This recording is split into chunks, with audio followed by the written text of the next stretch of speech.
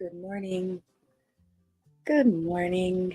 Welcome back to my channel. This is Bookeemonsters. My name is PK, and it is Wednesday, December 27th. Just a few more days left in the year. And since it is Wednesday, we are going to be looking at the new releases this week that are romances as best we can, because there are not as many books being released into the wild this week because of the holiday. Good morning, Mary. Good morning, PK and everyone. Happy Wednesday. The week is definitely moving on. We're halfway through it already. Feels a little off because the holiday was on Monday, not Sunday. Feels a lot off. But we're not moving backwards. I'm okay with it being Wednesday. It's just hard to remember. Hi, Annalise. Hi, Mary. Yes, it's that third day.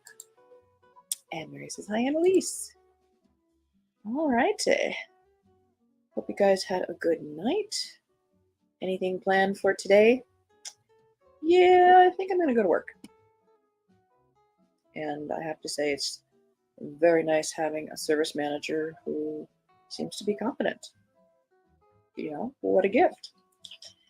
All right, let me turn this off. We are going to jump into romances.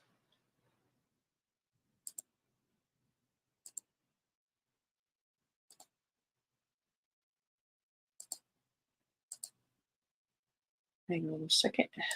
Lots of tabs up because I was doing a little pre-scouting last night just to make sure we had stuff that was actually released this week.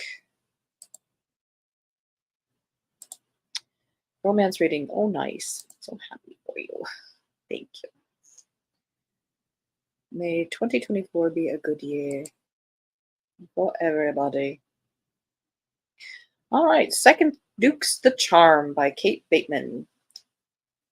318 pages.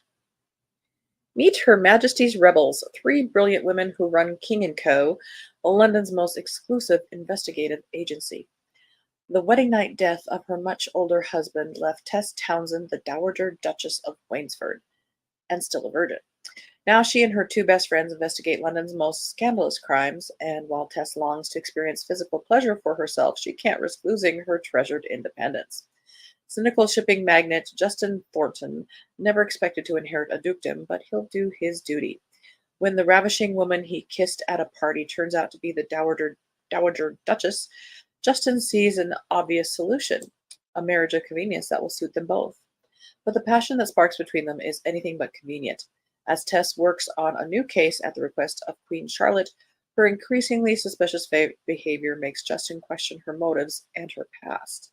The infuriating woman clearly can't be trusted, but Justin doesn't believe in love, so there's absolutely no danger of him falling for his own wife. Is there a nice traditional romance?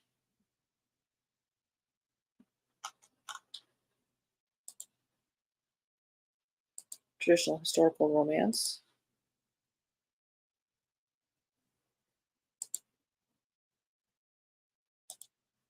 He says, it's raining here in Virginia. Oh, nice. You need water.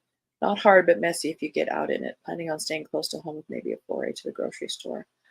Yes. Stay inside, read, nap, be cozy. Do it for all of us.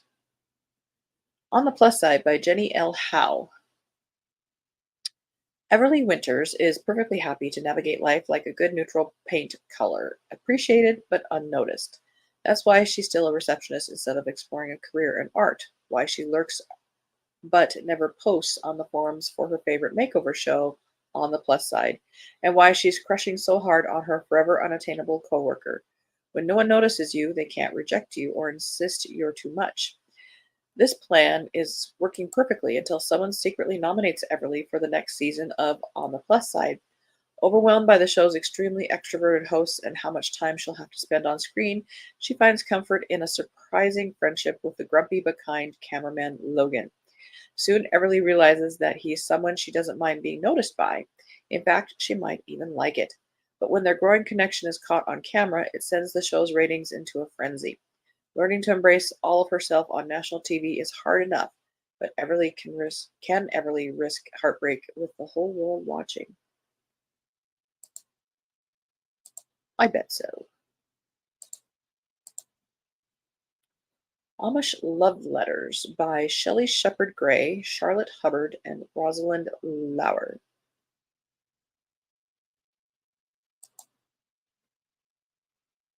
A heartfelt note, a loving message, a letter filled with secret hopes. This trio of sweet Amish romances will show that on Valentine's Day, the right words can spark a lifetime of joy. Love Letter Courtship by Shelley Shepherd Gray. After 6 months of courtship, Jenny Miller has refused Matt Lapp's proposal. Though he visits regularly, they never seem to talk deeply, and Jenny longs for real connection and romance. Chastened, Matt offers a solution. For 2 months, they'll share letters filled with their hopes and dreams. Soon Jenny is falling for Matt in earnest, but will he ever propose again? Well, why do you think he's going to all this trouble? Guys don't write. Spike. Silwinkis. Charlotte Hubbard. Quiet, gentle Fanny Kurtz knows that fun-loving Eddie Brubaker is the man she wants to marry someday. When he starts receiving letters in pink envelopes, she realizes she has some competition. Maybe it's time she wrote a love note or two of her own. But a mix-up could jeopardize this romance before it starts, unless she keeps faith in God's plan. ... The Wrong Valentine by Rosalind Lauer. Young widow Martha Lambright is grateful to be working at her mother-in-law's restaurant, even if seeing the Critching gals giggle over Valentine cards gives her a pang. But when Mose Troyer, the former bad boy who drives Martha to and from work each day, finds a Valentine he mistakenly believes is for him, it begins a tender exchange that could lead to a wonderful future. You could bookmark that one for Amish in April if one follows certain readathons.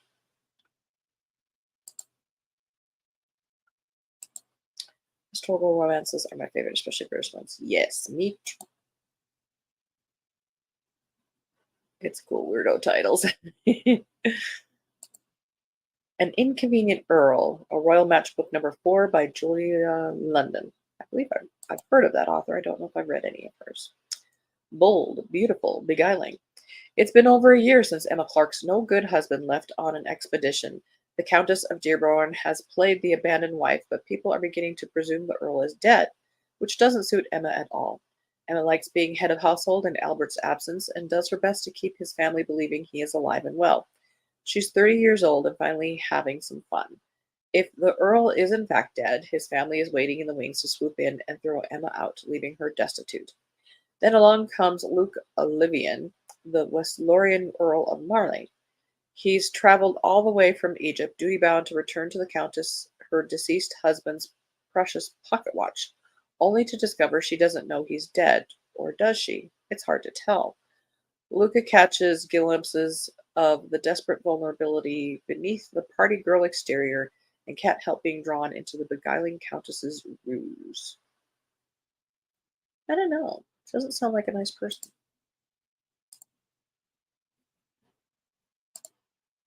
Pretty cover, though.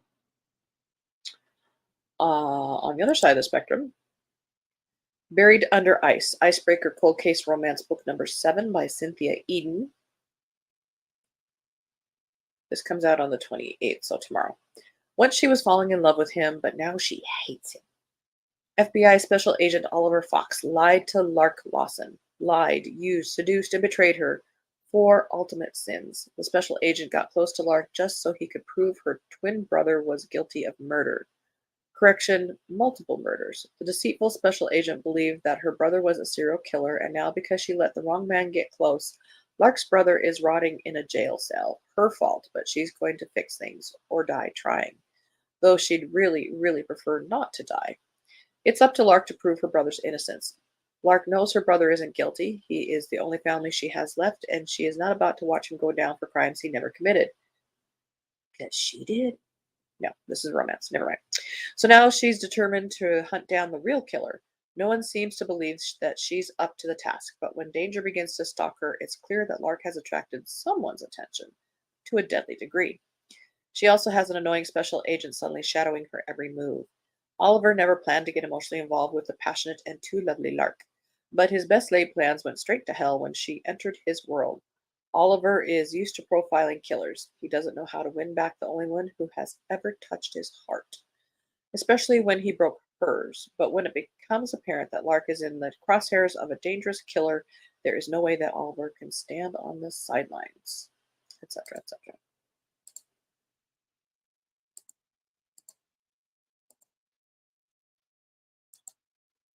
Doesn't grab me, but it should since I like historical. No, there's something missing from it. Like she's just not likable or something. I See London by Chanel Cleaton, first in the International School series.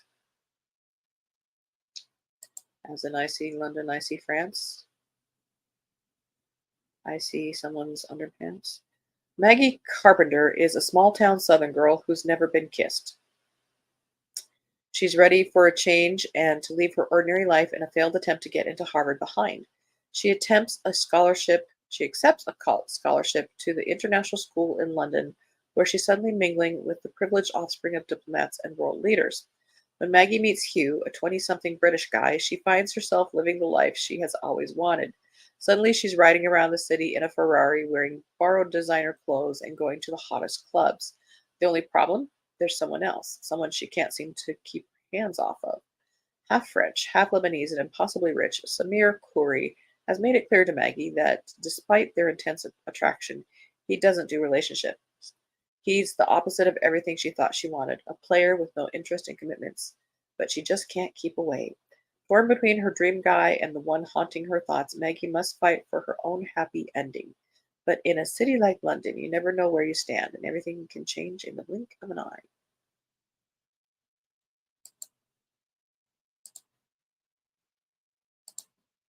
I think we know which way that's going to go.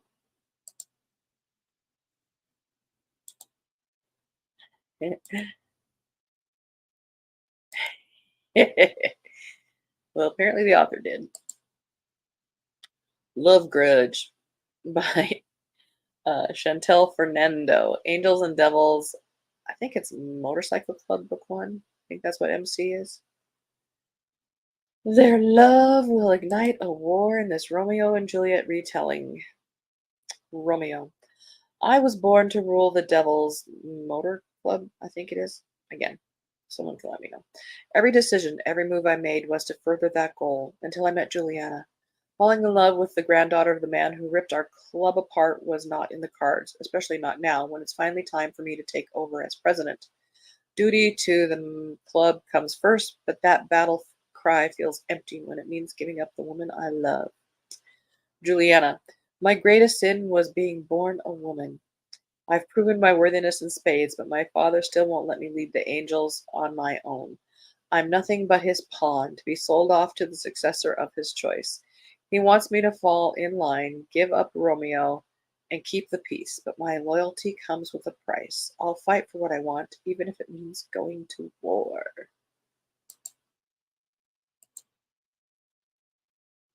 Again, it is somebody's cup of tea. You know, there's mafia romances out there.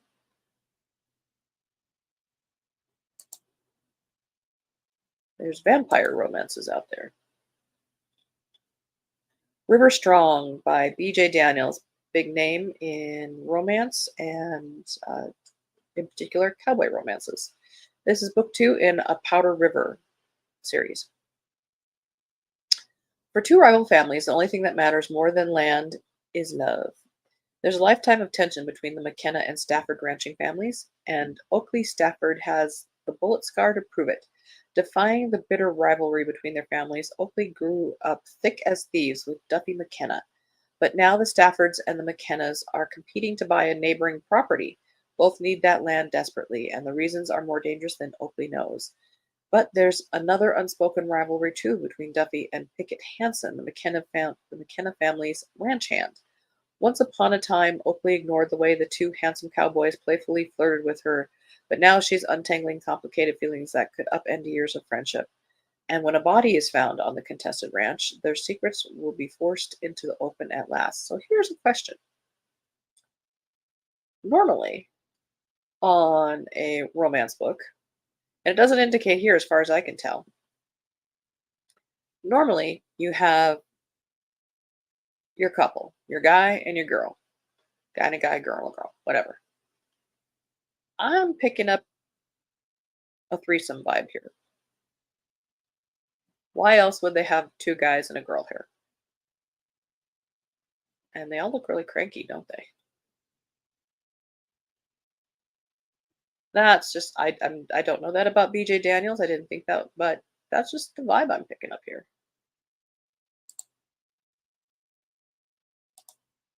Funny combo, but we all need some loving. Exactly.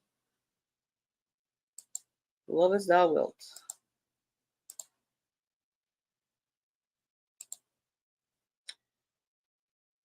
Oh, did we already look at that one? We looked at that one. Sorry. Duplicate.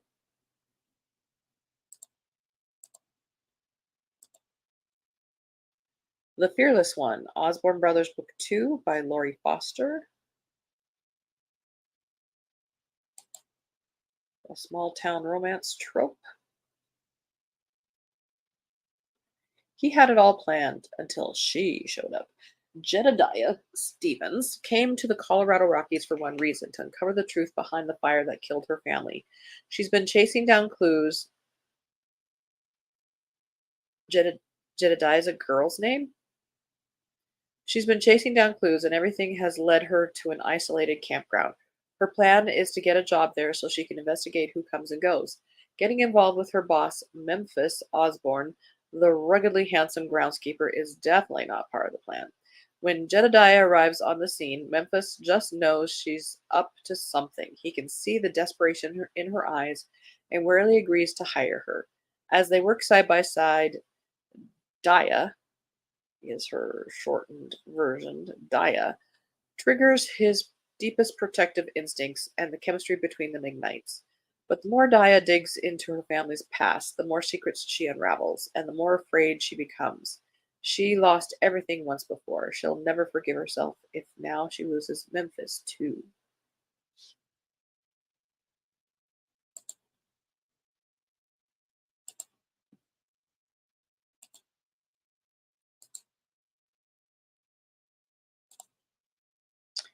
Yeah, I get that's definitely I think what's going on there. Oh yes indeed. The Governess and the Duke by Lydia Drake. Renegade Duke's Book 2. Governess Miss Viola Winslow is quite familiar with the rules of society and her place in it. Still, it hasn't stopped her from being horribly in love with the Duke of Huntington for years.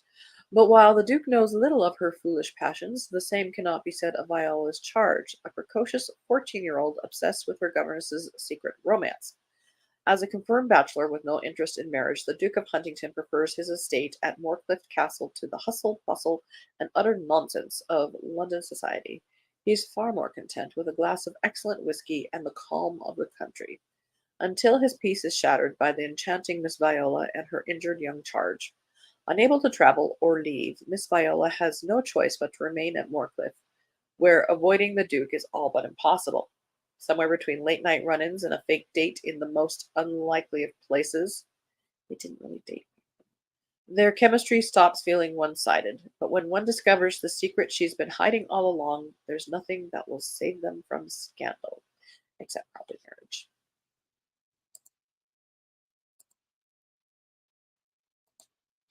The Jelly Bean Dilemma. Not historical, I'm just picking up.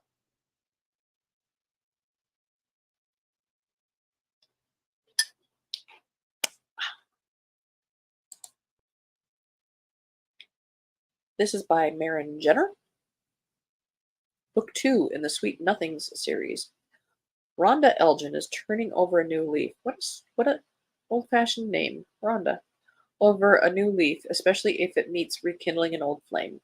Newly single, Rhonda Elgin has secretly wanted her chauffeur and longtime friend Greg Peterson for several years, but after her attempt to land him went awry, she had to watch him from a distance.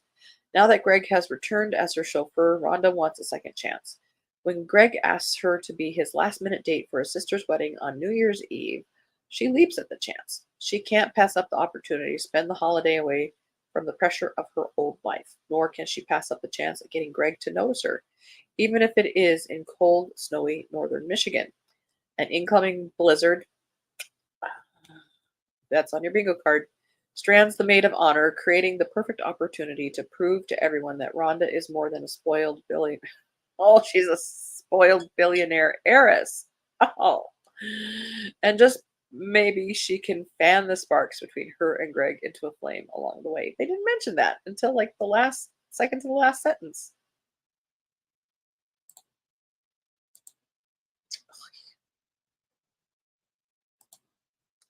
The Paris Housekeeper. This was listed as a historical romance, as you can tell.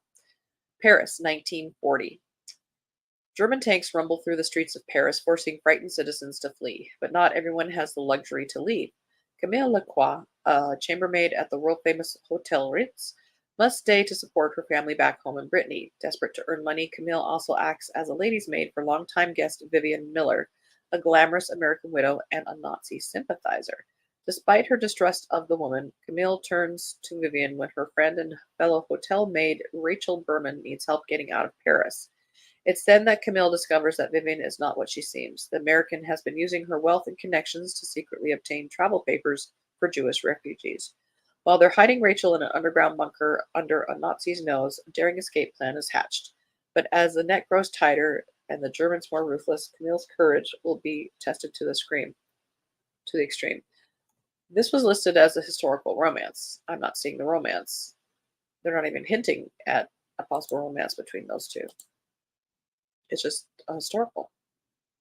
Okay, which isn't bad.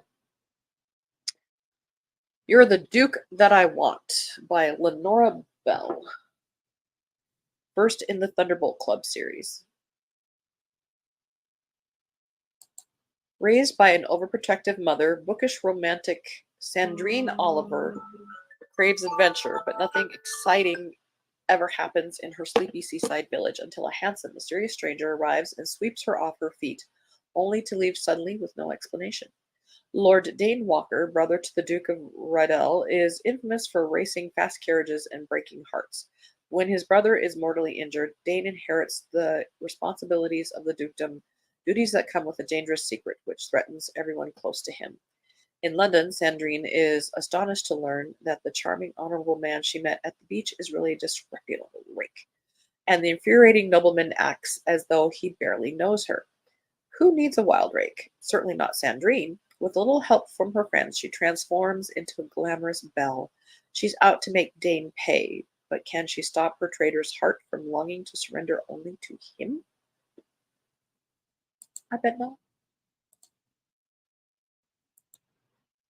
That was it, and that was the end. We timed that pretty darn good. Good job, guys. All righty.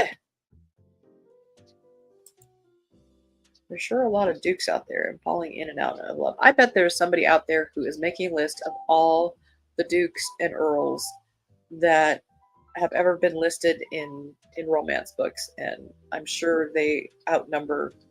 There's like tenfold more than there really should be. Natalie's is another Duke Mary. Coco, yes. We're still getting some Christmassy kind of vibes, but kind of easing away from that. Well, thank you guys for showing up this morning, and I hope maybe you saw something that you like or want to look into a little further. I'm currently reading a romance right now called Five Gold Rings by Kristen Bailey, I think it is, and that's a contemporary British rom-com. I'm enjoying it. It's humorous. So, no sprints tonight.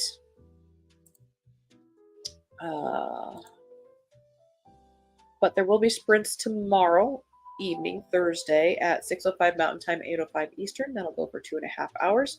Tomorrow will be morning show. We'll be looking at fantasy and science fiction as best as we can find in this holiday week of not very much coming out. There is one big one that came out yesterday, so at least we'll have one to look at. Mary says, thanks. It's so good to see everyone. Hope to see you at Rosanna's later and have a great day, everyone. Nice start to the day. Excellent. I hope you have a good day too. Enjoy the rain. So everybody have a good Wednesday.